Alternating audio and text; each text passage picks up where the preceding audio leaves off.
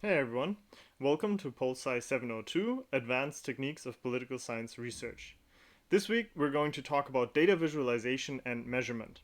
But before we get started, let me briefly go over the outline of the videos that I'm going to upload for you this week. First, I'm going to give you a brief overview of kind of the major themes and topics that we're going to cover both in the class and in the textbook, in the required textbook that is assigned for this class. And then in the second video, I will go through one coding example that is mentioned in the first chapter of our textbook. Specifically, we're going to look at estimating, just visually, examining the effects of peacekeeping missions and the outcomes of peacekeeping missions or UN peacekeeping missions. And in general, this is kind of the way all of the future lecture videos will be organized. I'll first kind of summarize the key points in the readings in one video, and then have another video where I dive into one of the coding examples and go through them in more detail. Similarly, we will then talk briefly about kind of key points on data and measurement as they're discussed in the Regression and Other Stories book. And I'll just summarize the key points, and then I'll go into one specific example.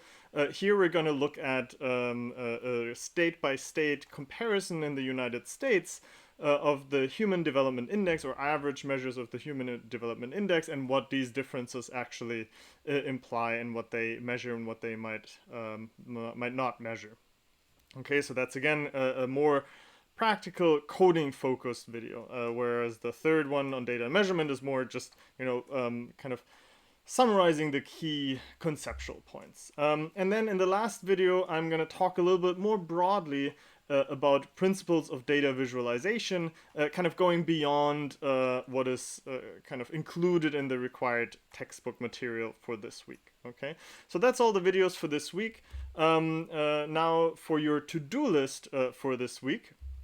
Of course, you have to, as always, watch the lecture videos. Ideally, as you watch these videos, you can directly work through the code that I have on these slides on our Studio Cloud. So I will upload, as I upload the videos, I upload all the lecture code and the underlying data sets. And so you can go through the commands with me as I walk through them in my lecture videos, but you can also play with the data and explore some other visualizations, some other analysis, and so on. So it's really helpful if you can kind of look at RStudio, work through the code on RStudio Cloud as you go through the videos. And explore a little bit beyond just the code that I show you, beyond just understanding exactly what is going on in my code.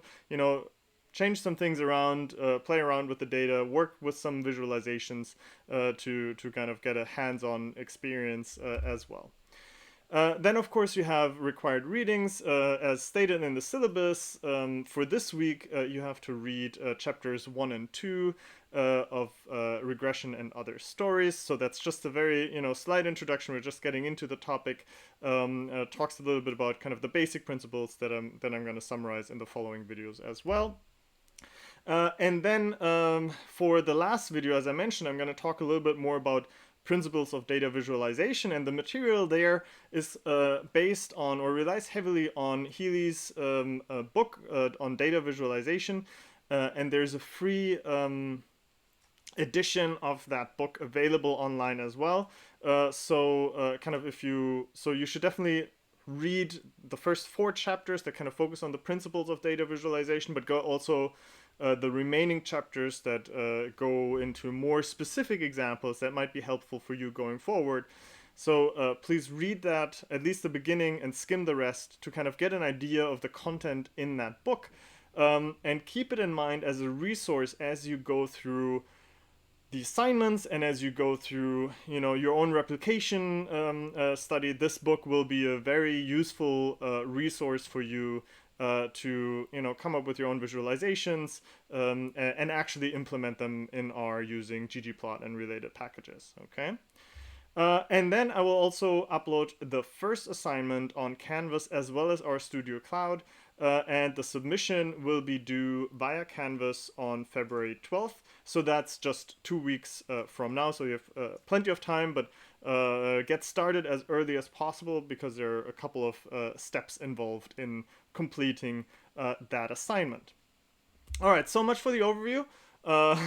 The introduction. In the next video, I'm going to talk a little bit more about the overview of kind of the themes of this lecture, this semester, as well as the textbook regression and other stories. So I'll see you in a second.